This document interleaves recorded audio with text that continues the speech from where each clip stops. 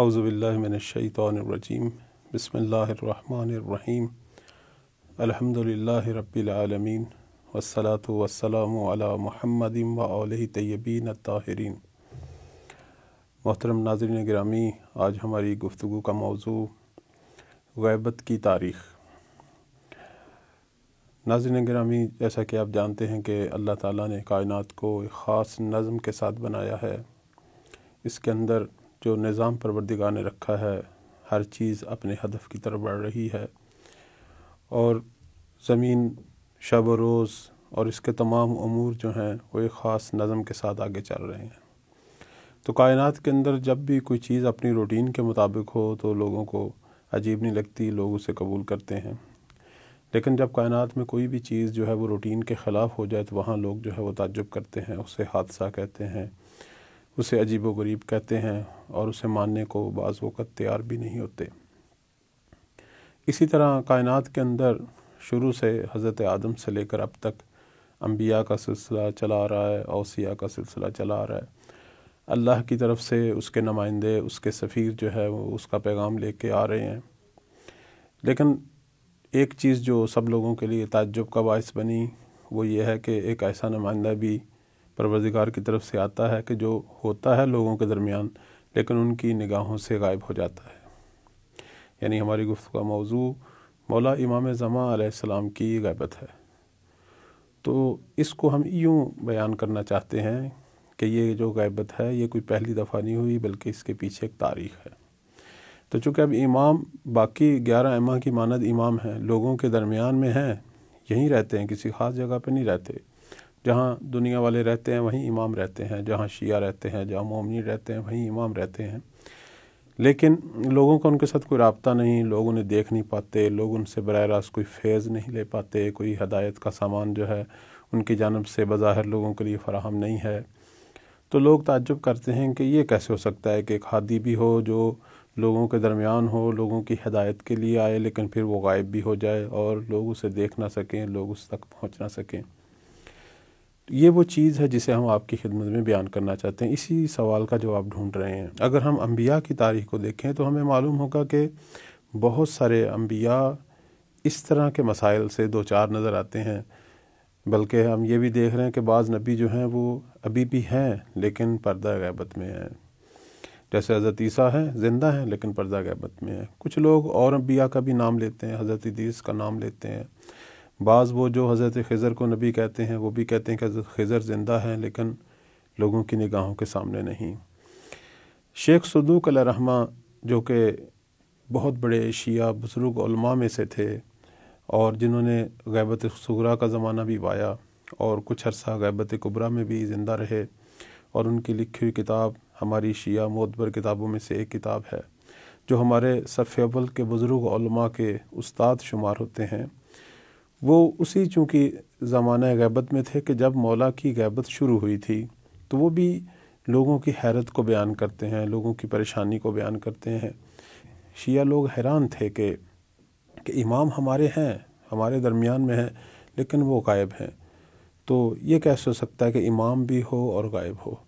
شیخ صدوق علیہ رحمہ بیان کرتے ہیں کہ میں جب لوگوں کی یہ حیرانی اور پریشانی دیکھتا تھا، اگرچہ میں ان کے لیے غیبت کی احادیث بیان کرتا تھا کہ یہ کوئی نئی چیز نہیں ہے، بلکہ اس سے پہلے ہمیں خبر دی جا چکی ہے، پیغمبر اکرم صلی اللہ علیہ وآلہ وسلم سے لے کر اب تک تمام اوصیاء نے ہمیں خبر دی ہے، لیکن اس کے باوجود لوگوں کی حیرانی پریشانی دور نہیں ہو رہی تھی، بلکہ کچھ لوگ جو ہیں وہ گمراہی کی طرف بڑھ رہے تھے، مذہب سے انکار کر رہے تھے، سلسلہ امامت کے اندر شک و تردید میں پڑ چکے تھے۔ تو شیخ صدوق علیہ رحمہ کہتے ہیں کہ میں بھی لوگوں کی یہ پریشانی دیکھ کے خود بھی نہایت پریشان تھا۔ تو اسی دوران جو ہے میں ایک خواب دیکھتا ہوں، اور اس خواب کے اندر وہ یہ کہتے ہیں کہ میں اپنے آپ کو یہ دیکھ رہا ہوں کہ میں خانہ کعبہ کے گرد جو ہے وہ طواف کر رہا ہوں، اور جب میں نے 7واں طواف کیا اور حجر الاسود کے پاس پہنچا اور اسے بوسہ دیا تو دعا پڑھی میں نے، اور اس دعا کا ترجمہ یہ ہے کہ یہ میری امانت ہے کہ اسے ادا کر رہا ہوں، اور یہ میرا ایمان ہے کہ اسے پورا کر رہا ہوں، کہ تم اس کے ادا کرنے پر میری گواہی دینا۔ تو شیخ صدوق کہتے ہیں کہ جب میں یہ طواف کر رہا تھا خواب کے اندر اور حجر اسود کو بوسہ دے رہا تھا، تو اس وقت میں نے اپنے مولا کو امام زمان علیہ السلام کو دیکھا کہ آپ خانہ کعبہ کے دروازے پر کھڑے ہیں۔ میں اضطراب اور پریشانی کے انداز میں ان کی طرف بڑھا، انہوں نے میرا چہرہ دیکھا، میرے دل کا حال پڑھا، میں نے انہیں سلام کیا، انہوں نے مجھے جواب دیا۔ پھر فرمایا کہ غیبت کے موضوع پر ایک کتاب کیوں نہیں تحریر کرتے تاکہ تمہارا حزن و غم جو ہے وہ دور ہو۔ تو میں نے عرض کی، یا رسول اللہ، میں نے غیبت کے موضوع پر کچھ چیزیں تحریر کی ہیں۔ فرمایا اس طرح جس طرح میں تمہیں حکم دیتا ہوں غیبت کے بارے میں ایک کتاب تحریر کرو اور اس کے اندر انبیاء کی غیبت کو بیان کرو۔ اور اس کے بعد یہ کہتے ہیں کہ امام زمانہ یہ کہہ کر چلے گئے اور میں خواب سے بیدار ہو گیا اور طلوع فجر تک میں دعا، گریہ زاری، درد دل اور شکوہ بیان کرنے میں وقت گزارا۔ جیسے ہی صبح ہوئی میں نے اس کتاب کو تحریر کرنے کا آغاز کیا تاکہ حجت خدا کا حکم بجا لاؤں۔ اس طرح میں اپنے پروردگار سے نصرت چاہتا ہوں اور اس پر توکل کرتا ہوں اور اپنی خطاؤں سے مغفرت طلب کرتا ہوں، اور جو کچھ توفیق ہے اس کی طرف سے ہے، اس پر میں توکل کرتا ہوں اور اسی کی طرف لوٹ کر جاؤں گا۔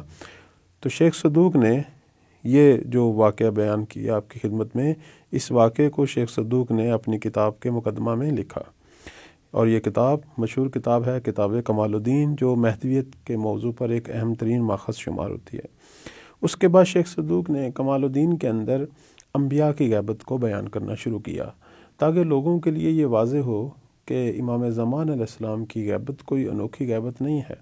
یہ کہنا کہ ایک ہادی ہے لوگوں کے درمیان اور پھر وہ غائب ہو، لوگ اس سے رابطہ نہ کر سکیں، اس کی زیارت نہ کر سکیں، یہ کیسے ہو سکتا ہے؟ تو شیخ صدوق نے امام کے حکم پر یہی باب کھولا اور انبیاء کی غیبت کو بیان کرنا شروع کیا تاکہ لوگوں کو یہ معلوم ہو کہ اس سے پہلے بھی ایسا ہوتا رہا ہے کہ انبیاء لوگوں کے درمیان آئے ہیں اور کچھ مدت کے لیے اور بعض طولانی مدت کے لیے جو ہیں وہ پردہ غیبت میں چلے گئے، اور اس کے پیچھے یقیناً کوئی نہ کوئی مسئلہ تھی، حکم پروردگار تھا، مشیت الہی تھی۔ تو شیخ صدوق نے بہت سارے انبیاء کی غیبت کو جو ہے وہ بیان کیا۔ اب میں اسی باب سے، جو کتاب کمال الدین کے اندر مختلف ابواب ہیں، وہیں سے جو ہے کچھ انبیاء کی غیبت کو بعنوان مثال آپ کی خدمت میں پیش کرتا ہوں۔ مثلا بعنوان مثال حضرت صالح علیہ السلام۔ زید الشہام امام صادق علیہ السلام سے روایت کرتے ہیں کہ انہوں نے فرمایا کہ حضرت صالح علیہ السلام نے ایک مدت تک اپنی قوم سے غیبت اختیار کی۔ جب وہ غائب ہوئے تو اس وقت وہ ایک مکمل اور خوش اندام مرد تھے، جوان تھے، ان کے چہرے پر گھنی داڑھی تھی، متوسط قد کے دبلے پتلے جو ہے وہ بدن کے مالک تھے، اور جب وہ اپنی قوم کی طرف لوٹ کر آئے تو اس وقت لوگ 3 گروہوں میں بٹ چکے تھے۔ ایک گروہ جو ہے وہ منکرین کا تھا جو کبھی بھی رائے راست پر نہ آئے، دوسرا گروہ اہل شک و تردید کا تھا، اور تیسرا گروہ اہل ایمان و یقین تھا۔ بلا شبہ قائم بھی حضرت صالح علیہ السلام کی مانند ہیں۔ ہماری تفاسیر میں حضرت صالح کا اپنی امت سے کچھ عرصہ کے لیے دور جانا اور ان کی نگاہوں سے غائب ہونا جو ہے وہ ذکر ہے۔ اسی طرح ایک اور غیبت جو وہ حضرت موسیٰ علیہ السلام کی ہماری کتابوں میں بیان ہوئی ہے کہ امیر المومنین نے پیغمبر اکرم صلی اللہ علیہ وآلہ وسلم سے روایت کی ہے کہ انہوں نے فرمایا کہ جب حضرت یوسف علیہ السلام کا وقت وفات آ پہنچا تو انہوں نے اپنے پیروکاروں اور اپنے خاندان والوں کو جمع کیا اور اللہ تعالیٰ کی حمد و ثنا بجا لائے۔ پھر انہیں فرمایا کہ تم پر ایک نہایت سخت دور آئے گا، تمہارے مردوں کو قتل کیا جائے گا اور ان کی حاملہ خواتین کے پیٹ چاک کیے جائیں گے اور بچوں کے سر جدا کیے جائیں گے، یہاں تک کہ اللہ تعالیٰ لاوی ابن یعقوب کی اولاد میں سے ایک قائم کے ذریعے حق کو آشکار کرے گا، وہ گندمی رنگت اور بلند قامت مرد ہوں گے۔ اور پھر ان کی صفات بیان کی۔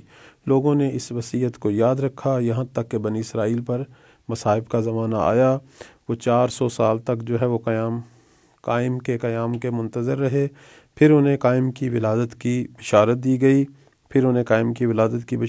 گئی، انہوں نے ظہور کی علامات کا مشاہدہ کیا، اور جب ان پر مصائب بڑھے تو انہوں نے ان علماء پر شدت سے پیش آئے کہ کیوں ہم پر مصائب بڑھ رہے ہیں، تو انہوں نے ان علماء سے شدت سے یہ کہا کہ ہم پر مصائب بڑھ رہے ہیں تو کیوں جو ہے وہ قائم جو ہے وہ ظہور نہیں کرتے۔ تو وہ عالم دین انہیں صحرا میں لے گئے اور وہاں ان سے نشست و برخاست کی، اور ان سے قائم کے ظہور کے بارے میں گفتگو کی، یعنی بنی اسرائیل کے قائم کے بارے میں۔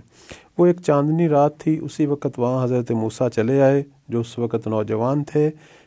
تو اس شخص نے، اس فقیہ عالم دین نے جب ان کو دیکھا، ان کی صفات کو پہچانا تو اٹھ کر ان کے قدموں میں گر گیا، ان کے پاؤں کو بوسہ دیا، کہا شکر ہے خدا کا کہ جو مجھے اس وقت تک دنیا سے نہیں لے گیا کہ آپ کی زیارت کروا دی۔ جب پیروکاروں نے یہ منظر دیکھا تو سمجھ گئے یہ وہی قائم ہیں اور یہ وہی حجت خدا ہیں جن کے ہم منتظر تھے۔ لیکن حضرت موسیٰ نے یہ کہا کہ مجھے امید ہے اللہ تعالیٰ تمہاری مشکلات سے رہائی میں جلدی کرے گا۔ اس کے بعد وہ غائب ہو گئے اور شہر مدائن چلے گئے اور کئی سال تک حضرت شعیب کے پاس رہے۔ یہ دوسری غیبت تھی جو پہلی غیبت سے بھی زیادہ سخت تھی۔ ایک اور مقام پر ابو بصیر امام باقر علیہ السلام سے روایت کرتے ہیں کہ حضرت نے فرمایا، حضرت موسیٰ علیہ السلام نے اس وقت تک قیام نہیں کیا جب تک بنی اسرائیل میں 50 ایسے کذاب ظاہر ہوئے کہ ان سب کا یہی دعویٰ تھا کہ وہی موسیٰ ابن عمران ہے۔ تو یہ حضرت موسیٰ کی غیبت جو ہے ہماری تفاسیر، شیعہ سنی تفاسیر کی کتابوں میں موجود ہے۔ جیسے پہلے بھی میں نے عرض کیا، حضرت عیسیٰ ابن مریم ابھی تک پردہ غیبت میں ہیں۔ اسی طرح ہماری بعض کتابوں میں ہے کہ حضرت ادریس جو ہیں وہ بھی پردہ غیبت میں ہیں، اور یہ سب لوگ جو ہیں امام قائم علیہ السلام کے زمانہ ظہور میں یہ بھی ظاہر ہوں گے۔ تو میں وقت کے اختصار کی بنا پر یہیں اکتفا کرتا ہوں، ورنہ بہت سارے انبیاء ہیں جن کی غیبت جو ہے ہماری احادیث کی کتابوں میں بیان ہوئی ہے۔ حضرت یوسف ہیں، حضرت ابراہیم ہیں، اور بھی بہت سارے انبیاء ہیں، اور خود ہمارے پیغمبر کی بھی 3 روزہ غیبت جو ہے وہ ہماری کتابوں میں بیان ہوئی۔ تو کہنے کا مقصد یہ ہے کہ حجت خدا غائب ہو سکتی ہے، چاہے وہ کچھ دنوں کی غیبت ہو، کچھ ماہ کی غیبت ہو، کچھ سالوں کی غیبت ہو، کچھ صدیوں کی غیبت ہو، یا 1000 سال سے زیادہ غیبت ہو، جیسے کہ حضرت عیسیٰ ابن مریم اور امام زمان علیہ السلام کی غیبت کو 1000 سال سے بھی زیادہ عرصہ جو ہے گزر چکا ہے۔ تو حجت خدا کچھ الہی مسالے کی بنا پر پردہ غیبت میں جا سکتی ہے۔ اللہ تعالی ہم سب کو اپنے زمانے کے امام کی معرفت پیدا کرنے کی توفیق عطا فرمائے۔ والسلام علیکم ورحمۃ اللہ وبرکاتہ۔